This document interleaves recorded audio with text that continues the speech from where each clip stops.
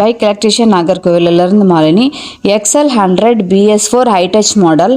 இந்த வண்டியில் என்ன கம்ப்ளைண்ட் அப்படின்னு பார்த்தீங்கன்னா, இந்த வண்டி ரன்னிங்கில் போயிட்டு இருக்கும்போது திடீர்னு ஆஃப் ஆகிடும். மறுபடியும் கொஞ்ச நேரம் கழித்து ஸ்டார்ட் ஆகும். மறுபடியும் எப்போ ஆஃப் ஆகுன்னு தெரியாது, எப்போ ஸ்டார்ட் ஆகுதுன்னு தெரியாது. அந்த மாதிரி ப்ராப்ளம் இருந்துட்டு இருந்தது. இதில் நம்ம லைன் செக் பண்ணி பார்த்ததுல இதில் வரக்கூடிய அந்த ஆல் சென்சார் தான் ப்ராப்ளம். அதே போல் இதில் ஆல் சென்சார் லைட்டும் எரிஞ்சிக்கிட்டே இருக்கும். நம்ம புது மேக்னெட்டிக் காயில் வந்தாச்சு. மேக்னெட்டிக் காயிலோட அட்டாச்சு தான் அந்த ஆல் சென்சார் இருக்கும்.